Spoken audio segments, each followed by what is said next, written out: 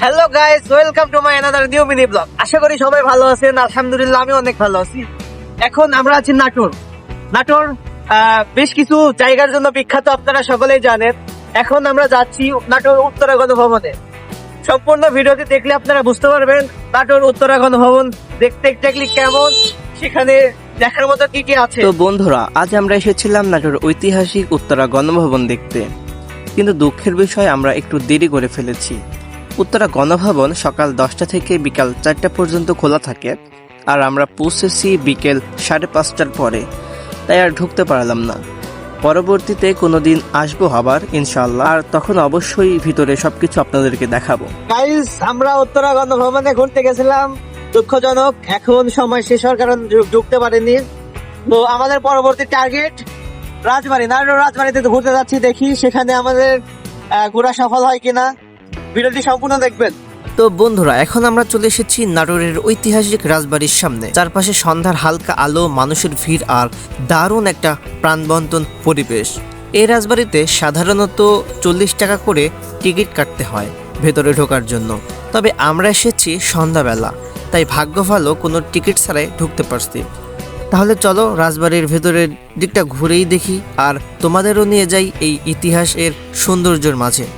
রাজবাড়িতে ঘুরতে এলে একটা জিনিস মিস করা একদমই উচিত না, সেটা হলো এই ঘোড়ার গাড়ি। এখানে অনেকগুলো ঘোড়ার গাড়ি আছে যেগুলো আপনি মাত্র 100 টাকার বিনিময়ে ভাড়া নিতে পারবেন। এটা শুধু একটা রাইড না, পুরো রাজবাড়িকে এক নতুন চোখে দেখার অভিজ্ঞতা। ইতিহাস আর ঐতিহ্যের মাঝে এক ঘোড়ার গাড়িতে ঘুরে দেখা সত্যি একটা অন্যরকম অনুভূতি।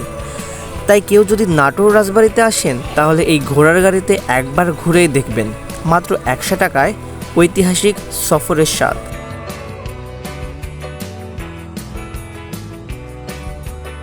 গাইজ, আপনারা সামনে যে দালানটা দেখতে পাচ্ছেন, এটা হচ্ছে রাজবাড়ির মূল ভবনের একটি বিশেষ অংশ, যেটা বৈঠকখানা নামে পরিচিত। এই ঘরটি যেন রাজবাড়ির হৃদয়, যেখানে এক সময় ইতিহাস তৈরি হয়েছে। আজ তা দাঁড়িয়ে আছে আমাদের স্মৃতির সাক্ষী হয়ে। গাইজ, সামনে যে পুকুরটা দেখতে পাচ্ছেন, এটা কোনো সাধারণ পুকুর না। রাজারা এই পুকুরে গোসল করত। প্রচলিত আছে এই পুকুরের গোসল করলে নাকি সব গুনাহ মাফ হয়ে যেত। এমনকি এই পানি ছিল অত্যন্ত পবিত্র বলেই মনে করা হতো। আর এই পাশে যেটা দেখতে পাচ্ছেন, এটা হচ্ছে রাজাদের ব্যবহৃত কুয়া। এখান থেকেই মূলত পানি সংগ্রহ করা হতো তাদের খাবার ও ব্যবহারের জন্য। ভাবতেই ভালো লাগে, এক সময় এখানে রাজাদের জীবন চলতো, আর আজ আমরা সেই ইতিহাসের ছায়া ছুঁয়ে যাচ্ছি। গাইজ, এই ঘোড়ার গাড়ি চালক শুধু আপনাকে ঘুরিয়ে দেখাবে না, বরং পুরো রাজবাড়ির ইতিহাস ও গল্পের মতো করে শোনাবে, ঠিক যেমনটা আমাদেরকে শুনিয়েছে। আপনার বাইজিখানা ছিল হানিসিং ভবন মধুর লেখা আছে। কি খানা ছিল? হানিসিং ভবন মধুর রানী বাইজিখানা। বাইজিখানা মানে কি, এটার বিশ্লেষণ যদি দিতেন। এটা রাজার হলো দাস দাসীরা নিয়ে এসে নাচ গান করে, নাচতে রাজারা দেখতো। ঠিক আছে, দেখো না বালি। হ্যাঁ, বুঝতে পারছি। এটা মঞ্চ ছিল, এটা হলো এখনকার পয়লা বৈশাখের মঞ্চ। আচ্ছা, আর এটা রাজার হেরামখানা ছিল, দাস দাসীরা থাকতো। ওটা রাজার অস্ত্র রাখার ঘর ছিল। ওটা রাজার ছিল তরফ রাজপ্রাসাদ।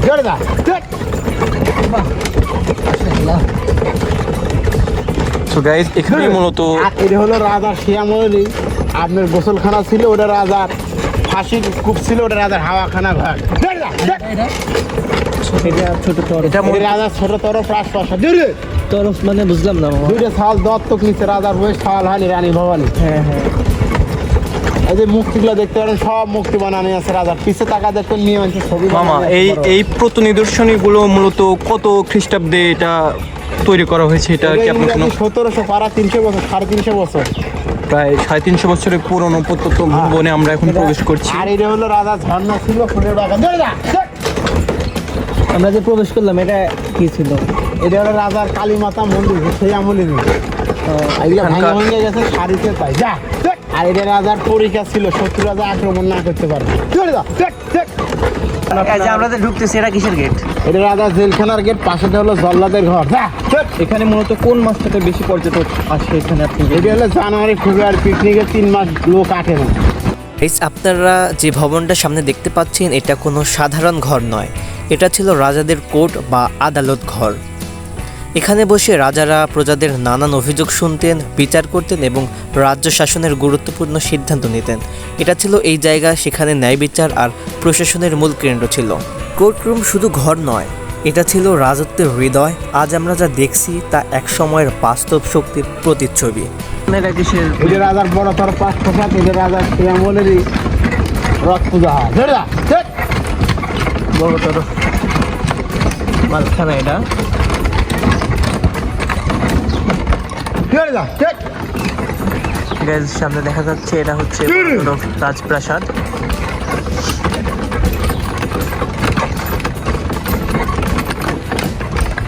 যা, ধর। মেনলি এখানে রাজা থাকতো। ধরে যা, ধর। রাজাদের ব্যবহারের যে জিনিস ছিল পুরনো, এগুলো না, এগুলো সব ওই ঢাকা গণভবনে নিয়ে গেছিল, জাদুঘর নিয়ে গেছে ঢাকা, বুঝলেন? জাদুঘরে নিয়ে গেছে। গাইজ এটা হচ্ছে তরফ রাজপ্রাসাদ। মূলত এখানেই আপনার রাজারা বসবাস করতো, এখানে থাকতো। আর পুরো রাজবাড়িটা আপনাদেরকে দেখাতে পেরেছি, হয়তো বা আরো কিছু কিছু জায়গা আছে যেখানে আমাদের যাওয়া হয়নি।